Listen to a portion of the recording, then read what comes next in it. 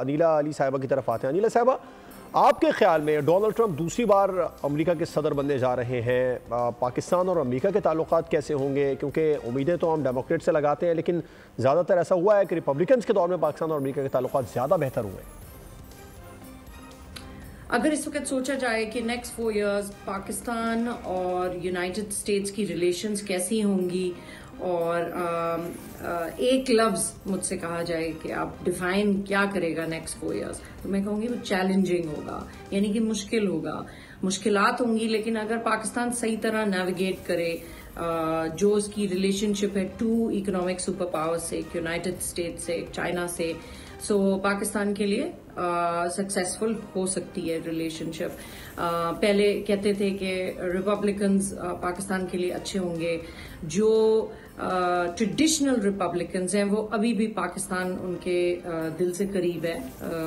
اور وہ انٹرسٹڈ ہے کہ پاکستان میں کیا ہو رہا ہے، کیا ہم امپروو کر سکتے ہیں ریلیشن شپس۔ ابھی سینیٹر لنزی گراہم سے میری پاکستان کے بارے میں بات ہو رہی تھی، تو دیر از انٹرسٹ، ہاؤس میں بھی سینٹ میں بھی پرانے پاکستان کے فرینڈز بھی ہیں، لیکن یہ بہت ضروری ہوگا سمجھنا کہ پریزیڈنٹ ٹرمپ کا نیچر کیا ہے۔ ان کا نیچر انپریڈکٹیبل ہے، which makes him, people are afraid of that character trait جو ان کی ہے، تو وہ سمجھتے ہیں کہ جیسے کہ انہوں نے جب 2016 میں آئے تھے تو انہوں نے کہا تھا کہ اپنے کیمپین میں انہوں نے کہا تھا کہ پاکستان سے جو ڈاکٹر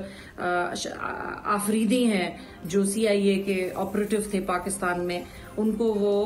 ریلیز کروائیں گے، پاکستان کو پریشر کریں گے۔ جب وہ الیکٹ ہو گئے تو وہ بھول گئے اس کو، وہ ان کی پرائیورٹی نہیں رہی۔ سو اسی طرح سے جو ان کی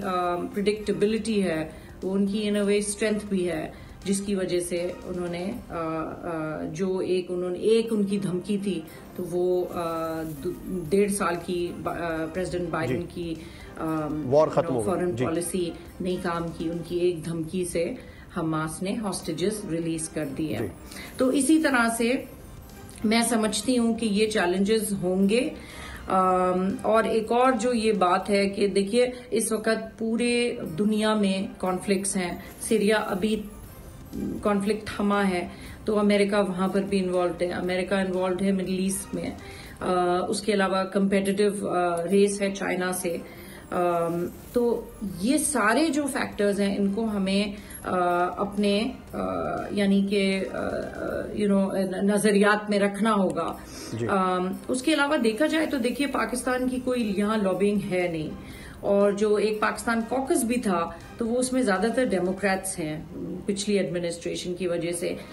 جو اچھی پالیسی ہوگی پاکستان اور US ریلیشنز کی جو لابی کرتے ہیں ہمارے گروپس، یہاں ہمیشہ بائی پارٹیزن رکھنی چاہیے، کیونکہ اس سے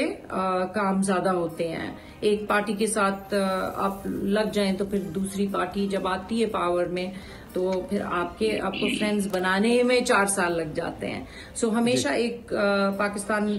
جو کوکس بنانا چاہیے اس میں زیادہ تر بائی لیٹرل سپورٹ لینی چاہیے، ناٹ شارٹ ٹرم ٹیمپرری کہ ابھی ڈیموکریٹس ہیں تو ان کو زیادہ رکھیں کوکس میں۔ پاکستانی امریکنز اور پاکستانی گورنمنٹ کے لیے بھی یہ ایک چیلنجنگ ٹائم ہے کہ وہ دیکھیں کہ کیا چیز پریزیڈنٹ ٹرمپ اور ریپبلکنز کو اپیل کرے گی، اور اس طرح سے وہ اپنے پالیسی ایمز لگائیں۔ سب سے جو مجھے لگتا ہے ایک فیکٹر ہوگا جو کہ پریزیڈنٹ ٹرمپ اور ریپبلکنز پش کریں گے اس کی طرف، وہ یہ ہوگا کاؤنٹر ٹیررزم میں، اور ہمیں ایز پاکستانیز یہ سمجھنا ہوگا کہ یہ جو نیکسٹ ایڈمنسٹریشن ہے پریزیڈنٹ ٹرمپ کی، بالکل ٹھیک ہے۔ انیلا صاحب آپ کو سبسکرائب کریں اور بیل دبائیں تاکہ کوئی خبر رہ نہ جائے۔